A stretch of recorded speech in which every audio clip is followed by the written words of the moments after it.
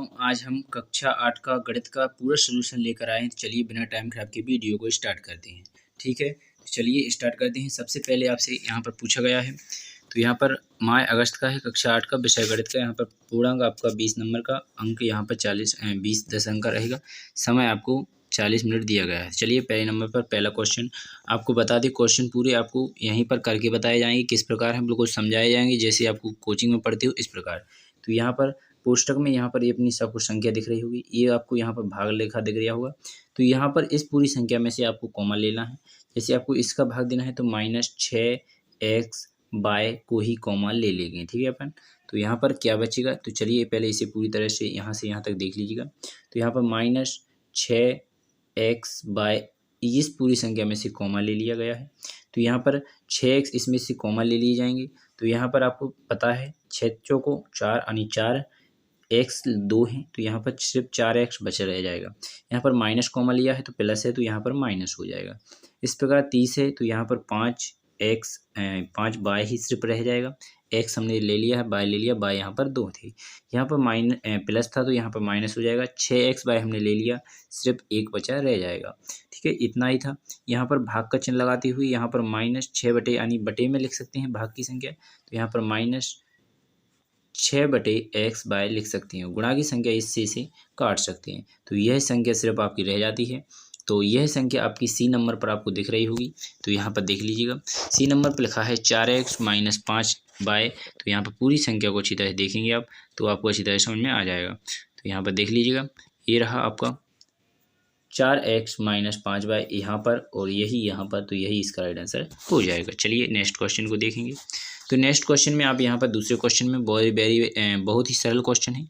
इसमें पूछा गया है, किसी वृत्त की परिधि को 6 बराबर चाप में बांटा गया है। प्रत्येक चाप द्वारा केंद्र पर बने कोण का मान कितना होगा। तो यहाँ पर आपका यहाँ पर एक वृत्त बना लेते हैं। यहाँ पर ये आपका केंद्र हो गया है, और आप जानते हैं पूरे केंद्र की पूरे कोणों का योग यहाँ पर इतना 360 होता है। तो यहाँ पर 6 चापें बनानी है। एक यहाँ से यहाँ तक मान लीजिए, एक यहाँ से यहाँ तक मान लीजिए, एक यहाँ से यहाँ तक, तो 3 हो चुके हैं। यहाँ से 4 और एक 5, ठीक है, एक यहाँ पर 6। तो यहाँ पर देखेंगे एक यहाँ, एक यहाँ, एक यहाँ, एक यहाँ, एक यहाँ और एक यहाँ पर कितनी 6 चापें हो चुकी हैं। तो इन चापों की जो बीच की दूरी है यहाँ से यहाँ तक मिलाएंगे, यहाँ से यहाँ तक, तो इतना बड़ा कोण आपका कितना हो जाएगा। तो बराबर है जी कोण सब, ठीक है, बराबर मानना है आपको। 6 बराबर, तो यहाँ पर बराबर 6 भागों में बांट देंगे 360 को कोणों को, तो 6 भागों में बांटना है। 6 × 36 अर्थात 60 इसका राइट आंसर हो जाएगा। तो इसका आप अच्छी तरह से दिख रहा होगा आपको, ए नंबर पर 60 दिया गया है, तो इसका राइट आंसर आपका 60 हो जाएगा। चलिए नेक्स्ट क्वेश्चन को देखेंगे। यहाँ पे लिखा है, प्रथम 10 सम संख्याओं का सामांतर माध्य ज्ञात कीजिए। तो चलिए पहले नंबर पर प्रथम 10 सम संख्याएं ज्ञात कर लेते हैं। तो पहली सम संख्या 2 होती है, आप जानते हैं। दूसरी सम संख्या 4 है, फिर आपकी 6 है, फिर आपकी यहाँ पर 8 हो जाएगी, फिर और आगे जाएंगे तो 10 हो जाएगी, 10 के बाद यहाँ पर 12 हो जाएगी, फिर आपकी 14 हो जाएगी, फिर आपकी यहाँ पर 16 हो जाएगी और 18 भी हो जाएगी। तो संख्याएं गिन लीजिए, 1 2 3 4 5 6 7 8 9, तो एक और रह गई, तो यहाँ पर 20 मान लीजिए, 10 संख्या हो गई। चलिए इनको जोड़ लेते हैं। 20 यहाँ पर है तो 20, 18 और यहाँ पर 220 और 20 40, यहाँ पर 16 और यहाँ पर 4, तो 16 और 4 20 हो जाएंगे, तो 60 हो जाएंगे। 20 एकम 20, 20 दूनी 40, 20 दिया 60, और 14 और 6 जोड़ देंगे तो 20 और हो जाएंगे। तो यहाँ पर 60 80 हो जाएंगे, 80 और 20 और 8 यहाँ पर जोड़ देंगे तो 100 हो जाएंगे, 100 और 10 जोड़ देंगे तो 110 यहाँ पर आ जाएगा। परंतु यहाँ पर समांतर माध्य ज्ञात करना है, यानी जितनी संख्या होती है उसी से भाग देना पड़ता है। तो जितनी संख्या है उन्हीं से भाग देंगे। 10 संख्या है, 10 से भाग देंगे, 0 से 0 कट जाएगा, आंसर आपका आ जाएगा 11, अर्थात बी इसका राइट आंसर हो जाएगा। आशा करेंगे आप सभी को अच्छी तरह समझ में आ गया होगा। चलिए बिना टाइम खराब के, मैं ज़्यादा टाइम नहीं करना चाहता आपको खराब, इसलिए अगले क्वेश्चन पर चलते हैं। तो यहाँ पर ये रहा आपका तीसरा क्वेश्चन, यानी तीसरा क्वेश्चन आपने देख लिया।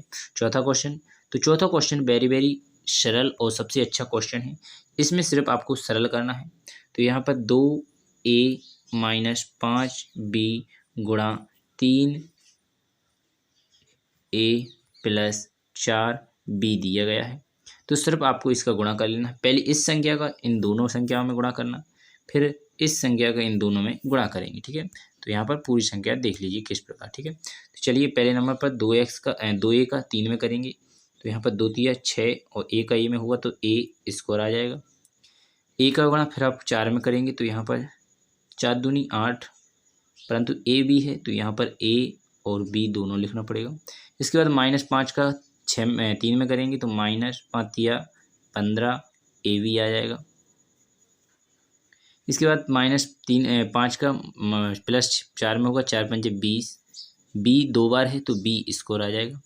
इस प्रकार आप कर लीजिएगा। ठीक है, तो यहाँ पर आप देखेंगे प्लस एक सी संख्या है दोनों, अगर ये माइनस की प्लस की तो बस इसी को घटा लेना है। तो 6a स्क्वायर -20 b स्क्वायर, यहाँ पर माइनस की बड़ी संख्या इसलिए -15 में से 18 घटा देंगे अब आप, तो यहाँ पर 7ab इसका राइट आंसर हो जाएगा। तो यही आपका राइट आंसर होना था। तो ये रहा आपका राइट आंसर, और इसी में आप जो करना चाहते हैं वो कर सकते हैं। चलिए बिना टाइम खराब किए अगले क्वेश्चन पर चलते हैं। तो आपने देख लिया, इतना ही करना था, पूरा नंबर मिलेगा आपको। ठीक है, चलिए नेक्स्ट क्वेश्चन को देखेंगे। तो यहाँ पर 5वां क्वेश्चन आपसे पूछा गया है, दिए गए वृत्त का केंद्र O है तो n का मान ज्ञात कीजिए। तो आपको बता दें, अगर केंद्र से कोई भी जाती है रेखा उसे आप कहते हैं जीवा।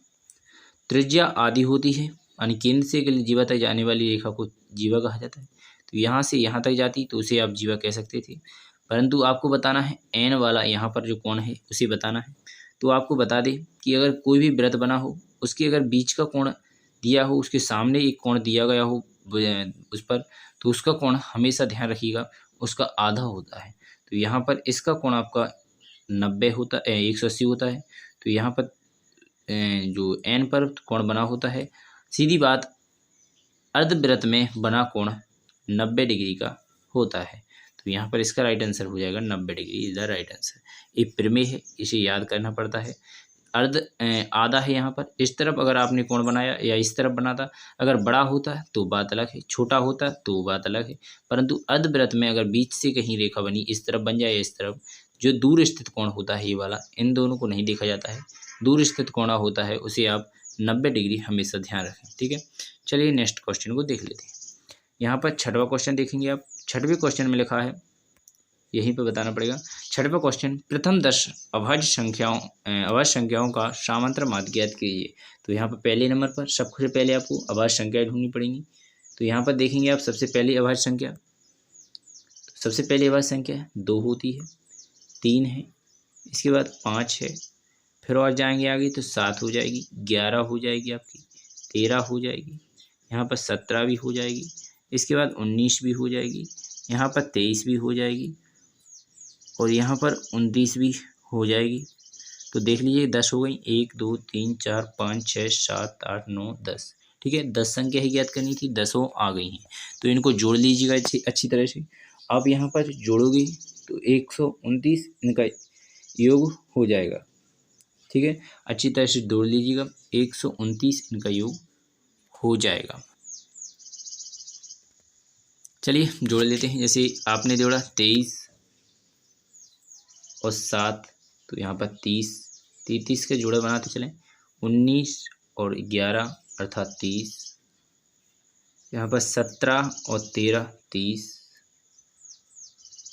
यहाँ पर मान लीजिएगा 29 और 2 में से 1 मान लीजिएगा, तो यहाँ पर 30, एक यहाँ पर बचा था, 3 और 5 8 और 1 9, 9 अलग रह जाएगा। इन 3 सबको जोड़ेंगे तो 120 और 9 यहाँ पर था तो 130, 129 इसका राइट आंसर हो जाएगा। परंतु 10 संख्या है, 10 का भाग देना पड़ेगा, तो यहाँ पर सीधा दशमलव लग जाएगा, तो 12.9 आपका इसका राइट आंसर हो जाएगा। आशा करेंगे आपको 6वां क्वेश्चन भी अच्छी तरह समझ में आ गया होगा। चलिए नेक्स्ट क्वेश्चन को देख लेते हैं। तो यहाँ पर 7वां क्वेश्चन नेक्स्ट है। तो यहाँ पर आपको भाग देना है, चलिए भाग देते हैं।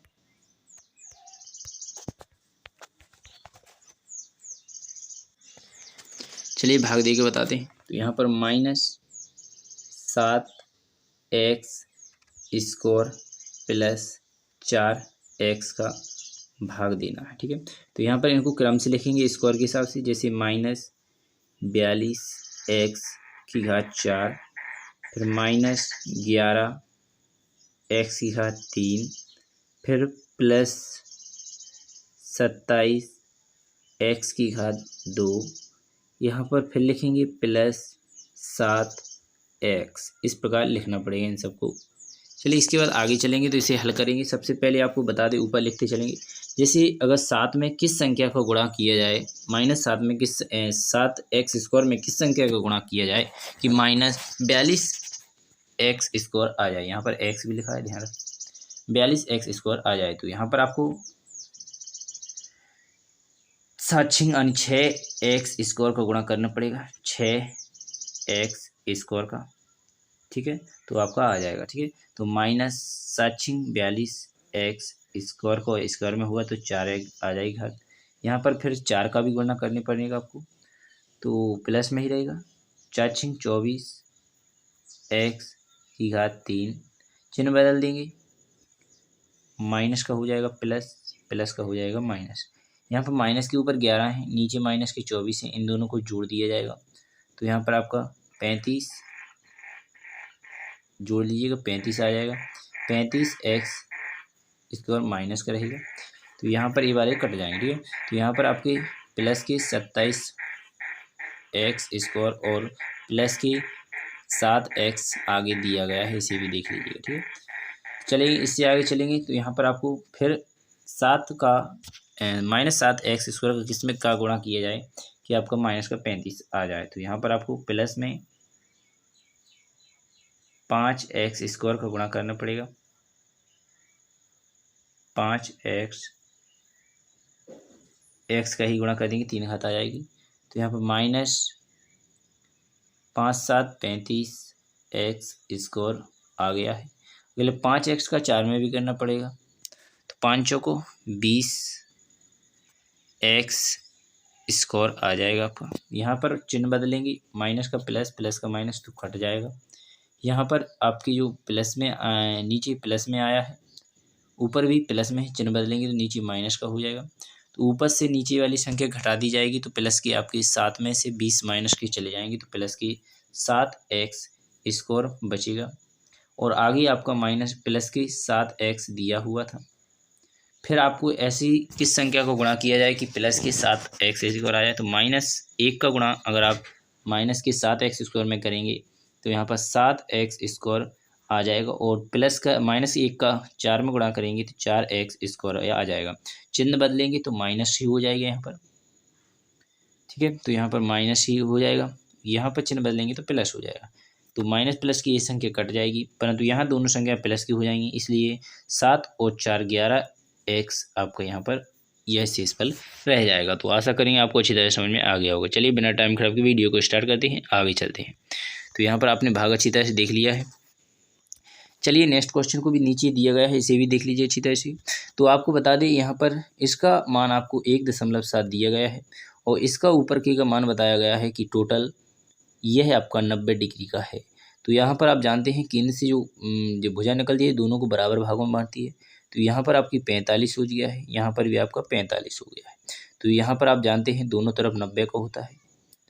ठीक है, यानी 90 डिग्री का कोण बनता है। तो 90 और 45, तो इस कोण का ज्ञात करेंगे तो कितना आ जाएगा 45। तो आप जानते हैं कोण के सामने की भुजा बराबर होती है। अगर इसके सामने की भुजा यह वाली, इसके सामने की 45 है, इसके सामने की भुजा 0.7 है, तो इसके सामने की भुजा भी कितनी होगी 0.7, अर्थात ए से एल तक की दूरी 1.7 और एल से बी तक की दूरी भी 1.7 ही होगी। तो इन सभी को जोड़कर इसका आ जाएगा आपका 3.4 इधर राइट आंसर हो जाएगा। ए से बी तक की दूरी 3.4 इसका राइट आंसर हो जाएगा। चलिए नेक्स्ट क्वेश्चन को देख लेते हैं। तो यहाँ पर नेक्स्ट क्वेश्चन में आपसे पूछा गया है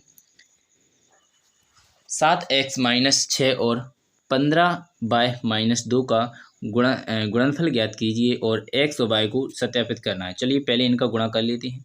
7 का 5 में 15 में होगा, 15 7, 15 5 50, 15 6 90, 15 7 105।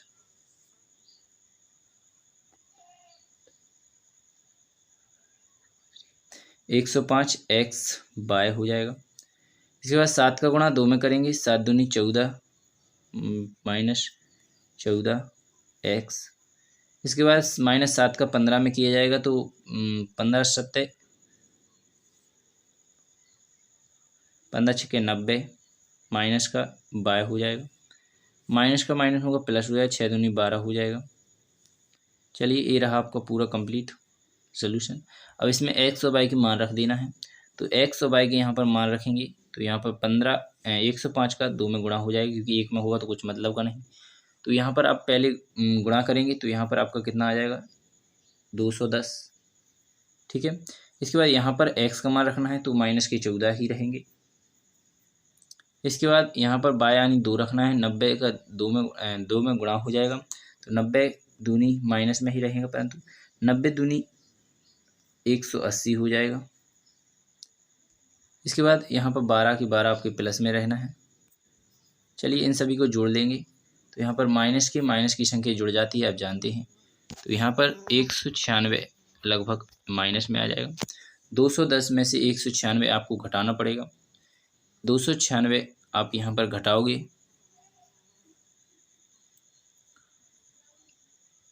तो यहाँ पर आपका 16 बच जाएगा। घटा लीजिएगा अच्छी तरह से, 16 बच जाएगा। 16 में फिर 12 और जोड़ देंगे आप, क्योंकि 12 प्लस के हैं, तो आपका 28 आ जाएगा। तो इसका आपका बताना था गुणनफल, सत्यापित कीजिए तो 28 इसका गुणनफल आ चुका है। तो यही इसका राइट आंसर होना चाहिए। तो बिना टाइम खराब किए वीडियो को आगे बढ़ते हैं। तो यहाँ पर नीचे दिया गया है अथवा में, इसी प्रकार इसे भी कर सकते हैं। चलिए, परंतु यहाँ पर लिखा हुआ है 10वां क्वेश्चन, अपने आस पास के 5 घरों में रहने वाले व्यक्तियों की संख्या पता करो और उन्हें पाई चार्ट में लिखो। तो चलिए हम आपको बता दें, इस प्रकार पाई चार्ट बनाना है आपको। 5 व्यक्तियों का तो यहाँ पर बना लिया है। यहाँ पर आपको घर का नाम लिखना है, यहाँ पर व्यक्तियों के नाम लिखना है, ठीक है। व्यक्ति यहाँ पर x y के रूप में लिख सकते हैं। पहला घर, दूसरा घर, तीसरा घर, चौथा घर, 5वां घर। पहले घर में गए तो वहाँ पर 6 व्यक्ति थे, दूसरे घर में गए तो वहाँ पर 8 व्यक्ति थे, तीसरे घर में गए तो 4 व्यक्ति थे, यहाँ पर चौथे घर में 2 व्यक्ति हैं और 5वें घर में 10 व्यक्ति हैं। इस प्रकार पाई चार्ट बन गया, यही आपका आंसर हो गया। अगर इस प्रकार नहीं तो अगर आप इस प्रकार बनाएंगे, इस प्रकार, तो यहाँ पर 8 हैं तो ऊँचा जाएगा, ठीक है। 6 हैं तो थोड़ा नीचा रहेगा, 4 पे थोड़ा और नीचे, 2 पे थोड़ा और नीचे, और अगर 10 पे जाएगा तो और ऊपर चला जाएगा। इस प्रकार भी पाई चार्ट बना सकते हैं। तो आशा करेंगे आप सभी को अच्छी तरह समझ में आ गया होगा। चलिए बिना टाइम खराब के वीडियो को स्टार्ट करते हैं, ख़त्म करते हैं। अगली वीडियो में मिलेंगे। भारत माता की जय, जय हिंद, जय भारत। और वीडियो को ज़्यादा से ज़्यादा शेयर करें, जिससे कि हर एक बच्चों के पास हमारी यह वीडियो पहुंच जाए। और सभी विषय के अपलोड कर दिए गए हैं, वहां पर आपको लिख कर भी बताया गया है। तो यहाँ पर हमने सोचा आपके लिए समझाया जाए, क्योंकि अगर आपके लिए सीखना यह सवाल सिर्फ करना ज़रूरी है तो आपको देख लीजिएगा, हम आपको PDF सेंड कर देंगे। आप इस व्हाट्सअप नंबर जो आपको दिया गया है इस पर बता दें, और ठीक है। तो चलिए बिना टाइम खराब अगली वीडियो में मिलेंगे। भारत माता की जय, जय।